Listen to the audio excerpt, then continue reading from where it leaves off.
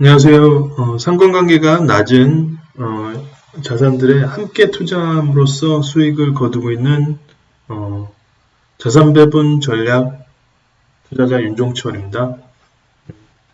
오늘은 2021년 12월 22일입니다. 무슨 얘기를 할 거냐면요.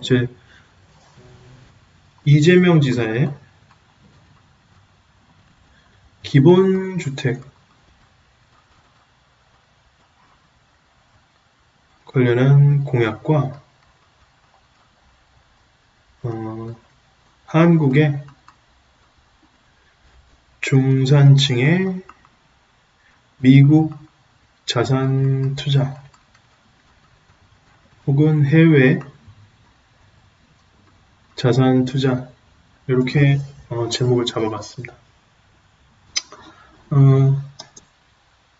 무슨 얘기를 할 거냐면요. 기본주택의 취지가 뭔지 또 이게 흔히들 뭐 300조가 든다. 그래서 재원 마련이 불가능하다 이렇게 얘기하시는 분들이 있거든요.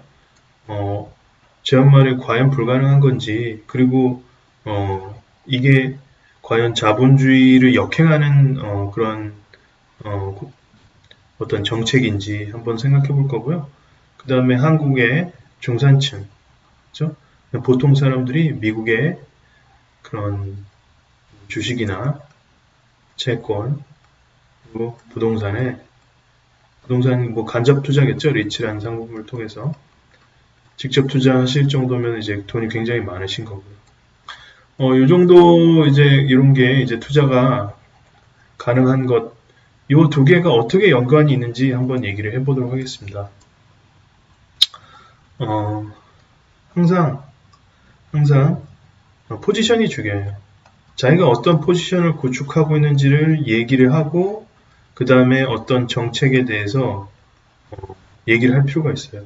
근데 우리가 사람이라는 게 무의식의 지배를 받다 보니까 어떤 포지션이 구축이 되면은 어떤 정책이 이렇게 딱 나오면 사실은 나한테 유리하게 이렇게 해석을 하거나 이 정책이 실제로 예를 드는 겁니다. 내가 다주택자인데 기본주택이 생성이 됨으로써 총 수요가 어느 정도 주택을 꼭 매수해야겠다는 총 수요가 좀 줄어들고 공급이 진짜로 늘어나게 되면은 가격이 떨어지기 때문에 이 자기 포지션상 불리하신 분들은 이 정책이 안 되길 바랄 수가 있어요.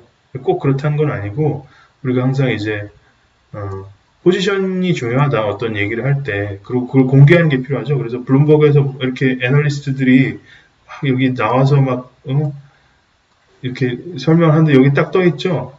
친척들을 위해서 뭐 누구는 뭐 주식을 소유하고 있지 않다. 그 다음에 뭐 그렇죠? 주변인들 소유하고 있다, 없다. 이게 표시가 옆에 이렇게 뜨죠. 그죠? 실제로 뭐 애플 주식을 갖고 있는 그 애널리스트인지 아닌지 뭐 이런 거를 이제 표시를 하는 거죠. 그래서 이런 얘기를 하겠습니다. 이제 좀 얘기가 길어질 수도 있는데요. 한번 빨리 한번 해보도록 하겠습니다.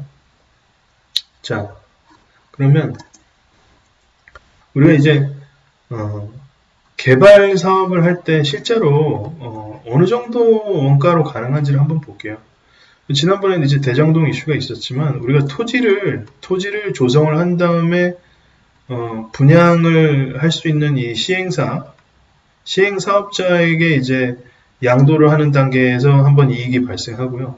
그 다음에 건물을 이제 공급을 하는 거죠. 주택을, 아파트를 공급을 하는 단계에서 최종 매수자는 이제 개인들이죠. 청약을 해서 이제 받는 사람들이라든지, 그럼 이제 시행사에서 개인한테 이제 파는 단계에서 이때 또 수익이 생깁니다. 요 수익 구조를 한번 볼게요. 대장동처럼 정말 아웃 오브 노웨어잖아요. 진짜 물론 거기가 거의 용인까지 내려가는 곳이고 이렇게 숲속 안에 들어가 있는 것이에요. 우리 가정을 한번 해볼게요. 2,000세대만 분양할 수 있는 그 정도 규모의 토지를 우리가 이제 워낙 이제 시세가 거기 그린벨트 지역이었고 그러면 50억이라고 칩시다. 그리고 거기다가 이제 2,000세대 쪽이니까 그래서 정말 뭐 토목공사를 열심히 해가지고 거기에 막 그런 조성 비용이 한 250억 들었다고 하죠. 그러면 이제 토지 공급할 때 들어간 돈은 300억이에요. 300억. 이 돈도 실제로는 뭐 다 은행에서 빌려서 하죠. 예. 그렇게 하고, 그 다음에 이제 팔 때, 이제 입찰을 붙이기도 하고, 수익계약하는데 예를 들어서 1,000억에 팔면, 70% 남기는 거니까 굉장히 좋잖아요. 그죠? 그래서 우리가 여기서 이제 중요한 것들을 한번 동그라미로 한번 쳐봅시다. 형광색으로 한번 해보면, 그죠? 300억, 이 원가고, 그 다음에 1,000억, 그죠? 1,000억에 이제 파는 거예요. 자, 그 다음에, 그러면은, 요게 이제 토지 비용이죠, 토지 비용. 그죠? 토지 비용. 시행사에서 들어간 토지 비용이고, 그럼 건설비는 얼마나 들까? 그러니까 이제 2,000세대라고 그러죠. 2,000세대. 곱하기, 30평. 한 세대 30평이고, 곱하기, 대충 뭐, 평균 잡아 이렇다고 그러고, 그 다음에 한 평에 우리 통상 500만원 든다고 봅시다. 이렇게 계산해보면 이게 3,000억이에요, 3,000억. 3,000억 원. 비용이 이만큼 드는 거예요. 이것도 한번 색칠 한번 하고 가죠. 3,000억. 아이고, 한국편이 안 됐네요. 3,000억. 3,000억이 된 거예요. 자, 그러면 이제 총 비용은 토지값 1,000억, 그 다음에 건설비 해서 4,000억이 들었죠. 분양은 우리가 싸게 대장동 정도면 한 채 실제로 뭐 7억, 8억에 분양했는데 여기 5억에 분양했다고 칩시다. 그죠? 5억에 분양했다고 치면 5억 곱하기 2,000세대.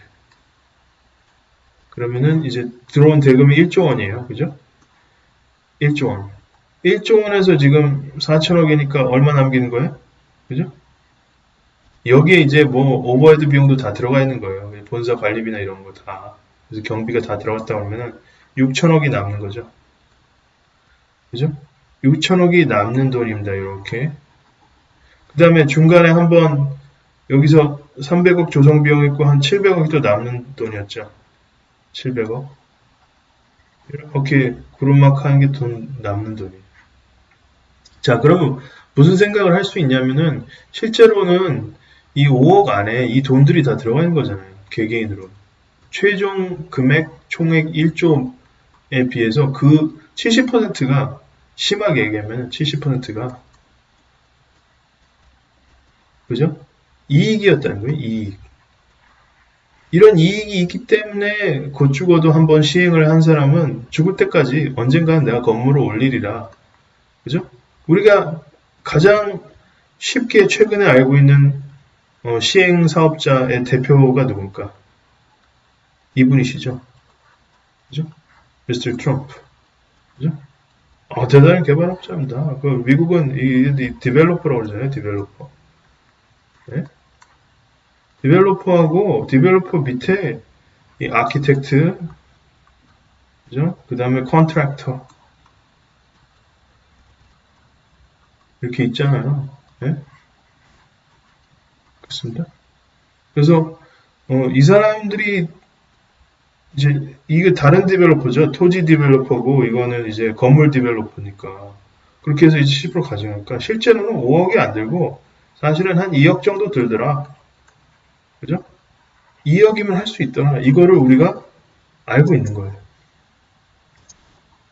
2억이면 할 수 있다. 2억이면 할 수 있다. 그러면은 어떤 결론에 이릅니까? 우리가 이제 이 정도 2억을 가지고 이제 공급을 할 수 있다는 결론이 나고요. 그러면은 이제 우리 뭐 100만 호를 하는데 300조가 든다. 뭐 이런 얘기를 하잖아요. 그건 3억으로 친 거예요. 3억으로. 그죠? 비용을. 좋다 이거예요. 이것도 오케이 했어요. 이것도 오케이. 그러면 자 이렇게 3억이 들어가는 우리가 여기서 좀 뻥튀기 시켜서 여러 가지 부대 비용이 든다고 가정을 하고 여기서부터 이제 좀 계산해 볼게요. 3억에 한 채당 3억이 이제 비용이 들어간다. 그러면 실제로 우리가 보증금을 한 2억 받고, 그죠? 나머지 1억에 대해서 한 5%? 그럼 5%면 500만 원이죠. 그래, 한 달에 한 50만 원 정도 받는 시스템이라든지 아니면은 한 5천만 원, 그 중간에 뭐 1억 보증금에 이렇게 구조를 짤 수도 있겠죠. 5천만 원이면 1억 뭐죠?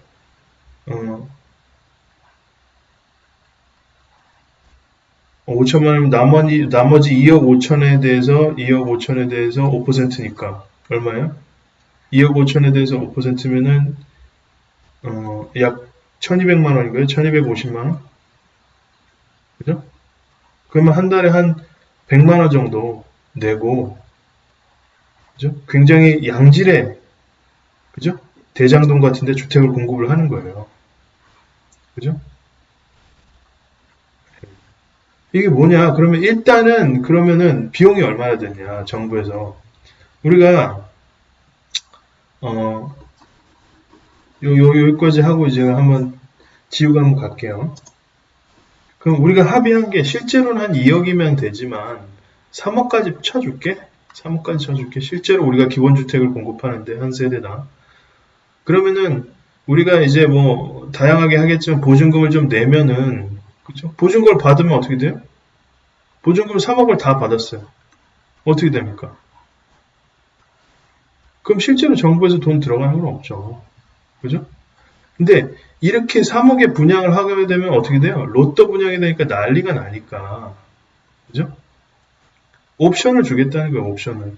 시장에서 지금 너희가 1주택자가 될 것이냐, 플러스 뭐 여러 다주택자가 될 것이냐, 아니면은 무주택자가 될 것이냐. 근데 무주택자면은, 그죠? 시장에 있는 이 다주택자들에게 들어가서 임차인을 해야 되잖아요. 그죠? 이것도 너 하고, 그 다음에 제3의 길은 너 돈이 10억 있어도 네가 무주택자 할 거면 소위 얘기해서 시세의 80%, 70% 정도 임대료로 지금 너 살 수 있게 해줄게. 장기간. 30년. 어? 옵션을 주겠다는 거, 옵션을. 선택을. 그죠? 네. 이렇게 되면 이 사람이 요거를 할 메리트가 있을까요? 없을까요? 네. 메리트가 있는 사람도 있고 없는 사람도 있죠. 거기서 뭐냐? 그죠? 한국의 주택 외에 투자를 할 수 있는 근력이 있는 사람은 이걸 차라리 택할 수도 있어요. 보세요. 이 앞에 포지션을 택한 사람은 지금 보유세를 내야 되죠. 그죠? 보유세를 내야 돼. 이 보유세를 내야 되기 때문에 그러면 이 사람은 이제 돈이 10억 있어도 예를 들어서 보유세 안 내도 되죠. 무주택에서 기본주택에서 지내면. 그리고 자기 10억을 어디다 투자할 수 있어요? 다양한 자산에 투자할 수 있어요. 한국의 채권. 한국의 주식시장은 변동성이 너무 심하니까 한국의 채권. 정말 외국인들도 좋아하고 그래 여기 좀 투자해주고 내가 한 20%. 그 다음에 나는 미국 주식에 한 30%는 투자할 거야. 50% 남았죠? 50% 남은 중에 미국의 채권에 또 20% 투자하고 나는 미국 부동산 리츠에 또 한 10% 투자할 거야. 그러면 이미 뭐 퍼센트예요 지금 50, 70, 그죠? 50, 70, 80, 20%는 뭐 대체 자산, 나는 이제 뭐 한국에 있는 스타트업이나 이런 데 한번 투자를 해보든지 뭐 이렇게 할 거야. 이럴 수도 있고요. 그죠? 이 사람이, 그 정도면은 내가 지식산업센터 주택이 아니고 좀 위험하다고 하지만 그런 수익형 부동산에 대출을 좀 끼고 좀 사서 투자해볼래. 이럴 수가 있는 거예요. 그죠? 그 S&P 500이든지 나스닥이든지 지난 20년간 수익률은 15%가 넘잖아요. 나스닥 같은 경우. 지수 자체만. 그죠? 복리로 해서 만약에 5천만 원 넣었다. 그 뒤로 돈 하나도 안 넣고 그죠? 복리로 늘어났다 그러면 한 19년 되면 9억으로 늘어요. 9억으로. 한 10억으로 늘어요. 20년 기다리면. 그죠? 무슨 얘기냐? 5억 집어넣었으면은, 그죠? 100억 된대, 100억. 20년. 일 안 할 거예요? 네? 그러니까 뭐냐면은, 우리가, 여러 가지, 핵심적인 건 뭐냐면, 여러 가지 이제 그 정책이나 점점 우리가 이제 선진국형으로 가면서, 소위 얘기해서 보유세 부담이 카나다나 유럽이나 이런 데처럼 보유세 부담이 늘어날 때를 대비해서 다양한 자산에 미리 공부를 해야 돼요. 다양한 자산. 얘기를 좀 더 깊이 하자면은 하기 전에 이제 비용 얘기를 할게요. 비용 얘기. 아니 300조가 필요하다고 그랬잖아요. 네? 아니 보증금을 좀 많이 받아가지고 살 수 있는 권리를 줘도 되고, 그죠? 그렇게 되면 돈 안 들잖아요. 어차피 보증금 받는 거니까. 그 다음에 채권을 발행해도 돼요. 예를 들어서 LH에서 순차적으로 이 건설 비용을 갖다가 채권을 갖다가 발행해서 뭐 3.5% 그죠? 요 정도만 준다고 시장에 내놔봐요. 기관 투자자든 뭐 개인이든 다 사죠. 그죠? 채권을 발행하고 채권을 받고 개인이든 기관에게 돈을 받으면 되잖아요. 그죠? 아니면은 이 정도의 수익률, 그죠? 임대료를 따박따박 받는 거라고 하면은, 그죠? 따박따박 어느 정도 받는 거라고 하고 수익이 어느 정도 이제 연간 한 5% 정도만 된다고 하면, 그죠? 여기에 땅 지분이 있는데, 그죠?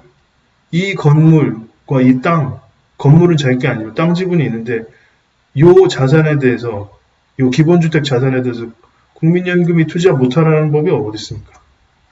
투자해서 국민연금은 월세 받으면 되죠. 월세 받으면. 그리고 20년 뒤에 화폐 가치 하락만큼 땅이 수익이 나는 거잖아요. 그럼 땅의 일부분을 좀 쪼개가지고 그거는 진짜 그때는 분양을 하고 그 분양 수익금으로 다시 재건축해도 되죠. 그죠? 300조가 생으로 처음부터 다 든다고 하는 건 어떻게 된 거예요? 대부분의 이런 다주택자 포지션을 하신 분들은 전세를 끼고 아니면 은행 대출을 받고 레버리지 잘 일으켜서 투자를 잘 하신 분들이에요. 그죠? 그래서 사실상 사업이든 부동산이든 자기 돈으로 하는 경우는 거의 없는 거거든요. 정부라고, 그죠? 공공기관이라고 이게 생으로 다 드는 게 아니죠. 월세 받으면 되는 거고 보증금 받으면 되는 거고 실제 가치가 있는 땅은 그죠? 보유를 하는 거고. 그 다음에 이 무주택자 포지션을 줘진 사람은 보유세나 각종 이런 혜택들이 어느 정도 비용이 안 들어가는 그런 포지션 때문에, 그죠? 1주택 갖고 있는 사람들도 사실은 중립 포지션이지만, 무주택자를 하겠다고 하면 그만큼 재산 증식 수단을 다른 데서 찾아야 되잖아요. 그럼 어느 정도 어드밴티지를 주는 거죠. 세액공제를 더 해준다든지, 월세로 다 내는 거는. 최대한 더. 그러면은 그 사람은 거기 거주 환경이 좋다고 하면, 그죠? 그리고 직주 근접이 좋다고 하면 다양한 수익률이 좋은 자산에 투자해서 오히려 집을 깔고 사는 것보다 더 크게 자산 증식을 할 수도 있는 거예요. 그만큼 우리가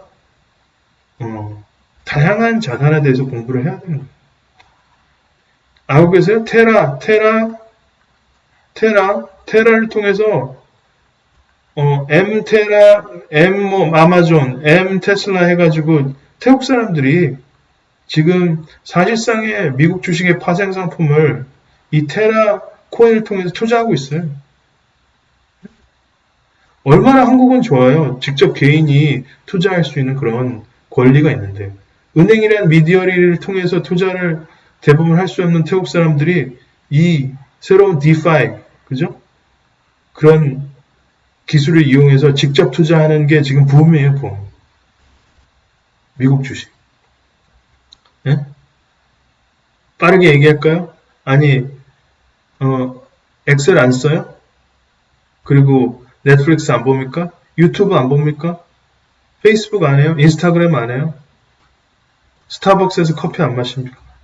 사실상 미국 기업들이 우리를 지배하고 있는 겁니다. 이상 마치겠습니다.